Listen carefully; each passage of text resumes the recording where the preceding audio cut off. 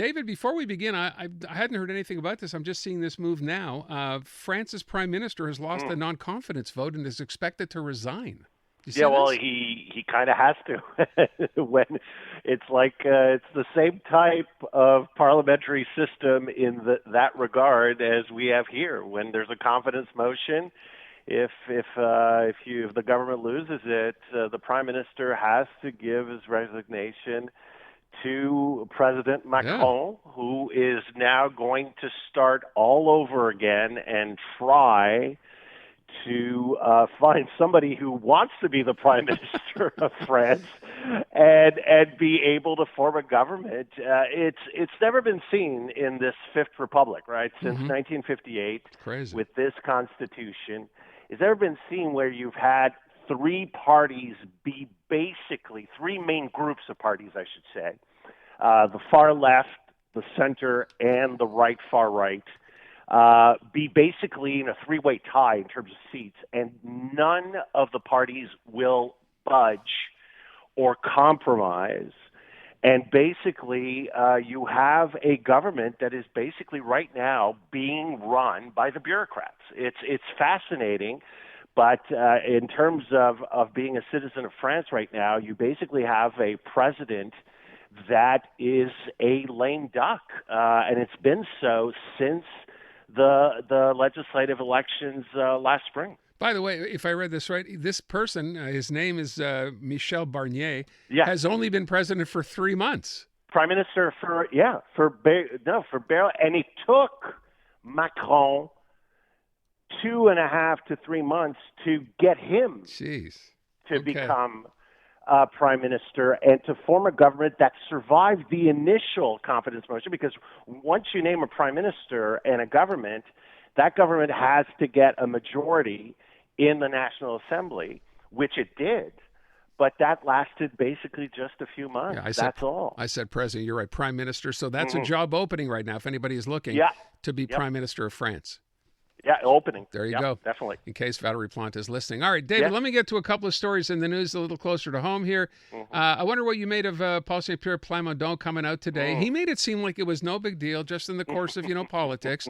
We're going to be spending money like we always do on a referendum and everything else. This is what we do. We're the Parti Québécois. Was there anything there?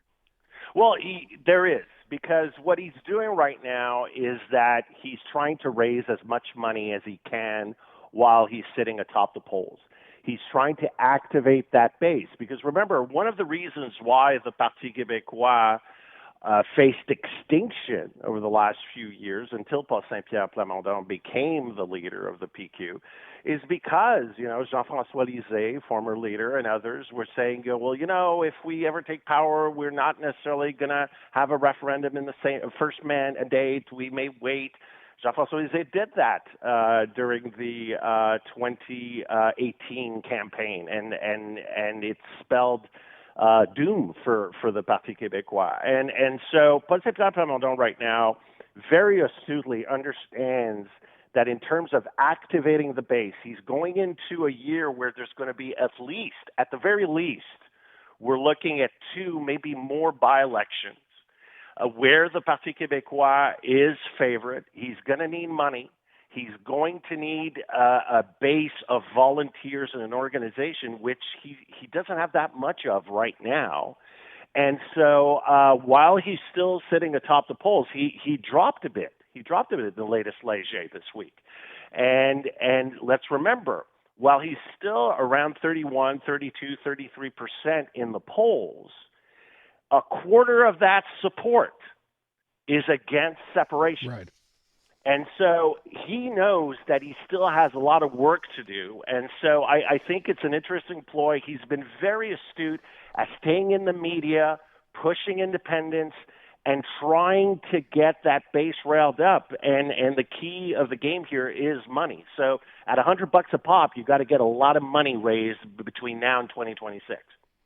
All right. So I imagine between now and then we will be hearing more from him? Absolutely, because right now he doesn't have – this is his leg to stand on. He's clearly taken a page, actually, out of the MAGA Trump playbook. I mean, he's ultra-nationalist, talking up immigration as a scapegoat for basically everything. He's taking extreme positions on immigration, for example. Every credible economist, economic association, lobby group has said that his positions on reducing immigration would hurt the Quebec economy. The year one budget on independence, Aaron, that he published, everybody said, including diehard sovereignists, have said, oh, if the year one budget, I mean, we're looking at 10 years of economic hardship. Independence is, has always been, and especially in these tough economic times, going to be a horrible sell in terms of the economy. So he is choosing his lane. He's talking up independence as a concept, as an idea. He knows he has to get the youth vote up because he's struggling there as well. So he's picking his lane, and he's taking the media, because right now there is a lot of room for him to score his messages, because Quebec Solidaire is in the doldrums, the Liberals don't have a leader, and François Legault is in record low territory and has to deal with, as you've been talking about, healthcare, the economy, education, et cetera, et cetera. All right, let me move from that real quickly to federal politics today. Interesting change of pace. So we never got a fall economic update from the Liberal government, and today Pierre Poilievre very graciously, David, offered to give up 2 hours, that's right, 2 hours of his scheduled opposition time for Chrystia Freeland to deliver that economic update. I have not heard what happened. What a prince. So I got to say, ever since Justin Trudeau's trip to Mar-a-Lago, I got to say, this is the first time I've seen Pierre Poilievre actually be frazzled. He is looking for a way to pick up the initiative. He has basically, he's dropped the idea of going after a non-confidence motion before the end of the year, while, when he started the fall session, this was the only goal, and that was it, and he was going to paralyze government until he got his non-confidence motion. That's a fail. His response to the Mar-a-Lago trip, that's a fail as well. I mean, just imagine what Pierre Poilievre would have said if the president of Mexico would have gone down last weekend, how he would have criticized Justin Trudeau for not doing the same thing as the president of Mexico. He was lashed out.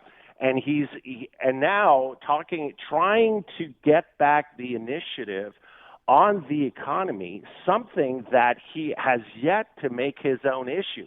He's been very critical on the carbon tax. He's been very critical on the way the government has been managing government finances, as well he should be, because there's a lot to criticize. But he has yet to propose anything. And so right now, again, I told you this on Monday, I really feel that Justin Trudeau is just starting. He's at the beginning of rolling out some key messages, trying some moves, not necessarily working, but Pierre Poilievre has lost a bit of his grip, and trying to push Chrystia Freeland to give an economic update at this point, at the tail end of the session, while everybody's thinking about the holidays and the break and enough already with the politics. It seems to be almost a desperate attempt at trying to score points before the end. I'm waiting for him to stand up in the House and go, "Show me the deficit." I mean, that's what's coming next, I think. All right. David, thank you very much. All right. Take care. Talk to you at the end of the week.